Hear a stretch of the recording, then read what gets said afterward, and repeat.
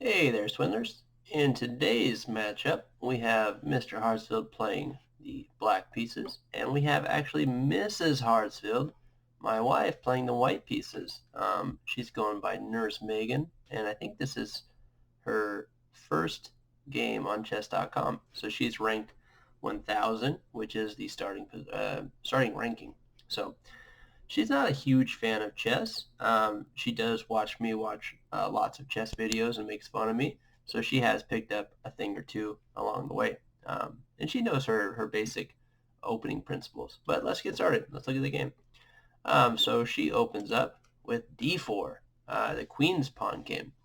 And I will later find out that she thought that this was her king. So I think that's why she did a queen's pawn game. It was by accident.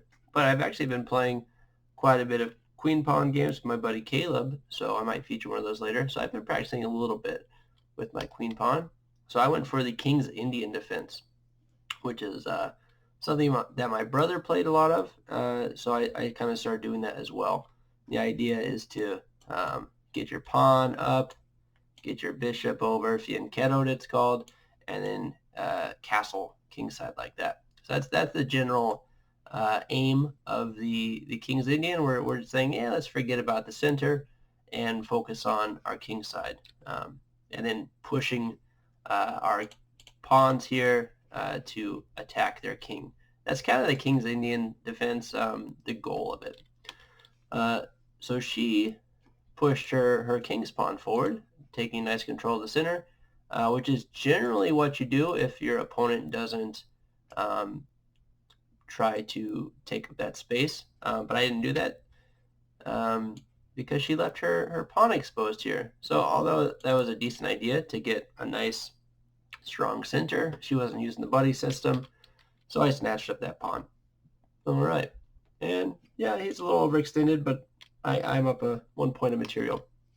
So she develops her bishop. I get my g-pawn going so I could think about fianchettoing my bishop, try to get castled. She develops her knight and offers up this here trade. So do I want to trade? I am up material, but I don't really see a huge advantage of this. I feel like if I would have traded, she would have had a pretty nice center.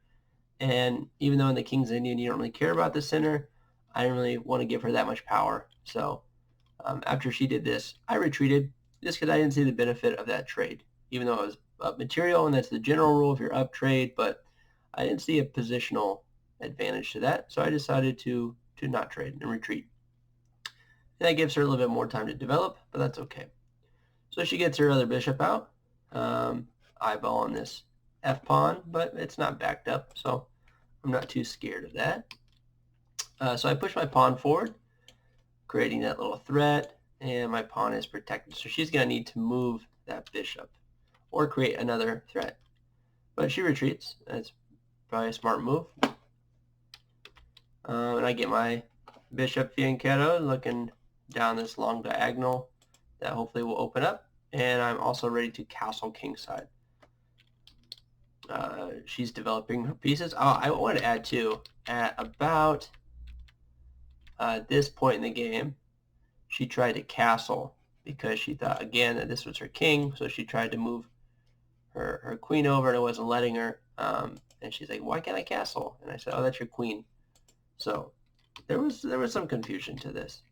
So now I get a castle, and she can castle as well because this is her king. We learned that the hard way. But still looking okay positionally. So far she hasn't made terrible blunders. There was a hanging pawn that she let go, but that's not a blunder. So just a mistake. So I brought out my bishop, trying to create a little pin here. She could, just kick him back. I really just want to unleash a fury on her king side. So if anything I can do to destroy her pawn structure is okay with me. And she makes this move. I don't really know what the purpose of that is.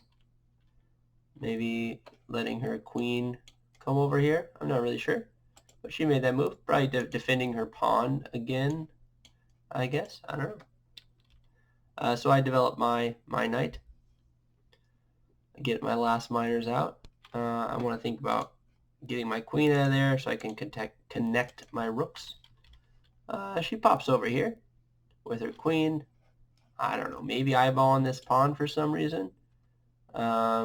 She's still under this pin, and this pawn is pretty safe. He has two friends watching his back, so maybe she wanted to connect her rooks, so maybe that's why she got her queen out of the way, connect the rooks. So maybe that was the purpose of that move.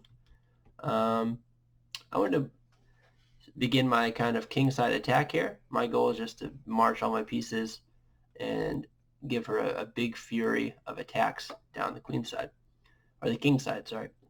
So I aim to attack her bishop, maybe just trying to get him out of the way, because I really want to get my queen involved up here so I can, start making threats. So I really just want to bump this piece out of the way. And she missed that. So she moved her bishop over, maybe trying to create a threat here, but that's not too threatening because my pawn here is backing him up. And she leaves her bishop hanging. So I take advantage and gobble it up. And in doing so, I'm also attacking her queen. So it's a move that got me some material points and create a little bit of tempo on my side, so I can make her react to my move and waste one of her turns retreating her queen instead of, oops, that's not what I want to do. So she backed up and retreated her queen, and in doing so kind of unconnected her rooks that were communicating well together. I do like this d4 square. I like that. I want to get my knight in there for some reason. It just looks like a nice spot. But I don't do that. I protect my pawn here, and I really wanted just to make this diagonal open for my queen. So I want to get my queen in there and do business, but I have this pesky guy blocking, defending the h4 square. So my kind of goal right now is to get rid of this knight so I can get my queen in and do some damage. That's what I'm thinking at this point. So she pushes her pawn forward. It blocks the a5 square if I wanted to go there. But really the action is on the king side. So I don't really want to go that way anyway.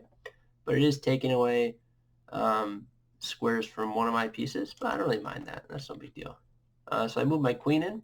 But I can't go here or here because we'll get gobbled up. So I want to get close to the action without dying. And I really want to take out this piece, but if I do, another knight will take its place. So that sacrifice right now at this point isn't really going to do much for me. So she moves her rook over. I don't know, maybe defending this guy from something or other. Not really sure. Well, I didn't know the purpose of that move. So I move my rook over to the e8, mainly because I want to start pushing this pawn forward and doing a little march. I'm thinking if I push, let's do a nonsense move. If I push forward, maybe she takes, I take, and now we got, some business going on here. So I could start taking out her defenders. That's kind of my thought process with that rook move. So she moves her knight over, but this piece is not defended, and my queen is just staring her down. So I take out her hanging piece, and now this is pretty scary coming down the king side. Usually in the King's Indian we use our pawns to push forward, but I didn't have too much resistance, so I was able to use my minor pieces and my queen to kind of whittle down. And this looks pretty scary. I have a lot of nice little threats here for her. All right, so she gets her queen in the game, trying to maybe create some safety over here. So I march forward with my pawn as planned because my knight here is undefended. So if I was to make a silly move like that, she could have just taken out my piece for free. Well, I mean, that would have been an okay move. But so I need to watch out for Mr. Knight here. So I defend with my pawn. I guess she could have taken, and I could take like this, and we're still pretty well defended. And we got more firepower down the king's side there. Well, let's see what she did in response. So she did take. And then I took back, just as I thought. And she moved her bishop up here. Um, that was a blunder, and we'll see why here. So I moved my knight, putting her in check. It looks like a kind of a sacrifice, but if she was to capture, I would recapture, and that'd be pretty much game over for her. So she can't capture with her queen. So the next logical step would be to move your king on, away, so then you don't lose your queen. But when I moved my knight, I opened up this pathway for my bishop to look at this square at the h2, so my queen can come in for the checkmate. So after I moved here, she moved her king over, not to sacrifice her queen, and I came in for the old checkmate. So not too bad for someone who doesn't ever play, and it really just is playing to appease me. So thanks to you, Mrs. Hartsfield, for playing that match. I do have a match I played with my brother that I would like to post, and my mom actually just started playing, so I might challenge her. She's been playing on Chess Kids. I don't know why. So maybe we'll get her chess.com account, and I can post a match playing her. Okay, kids, stay safe out there. I'll see you all, I don't know, I'll see you all sometime. Bye.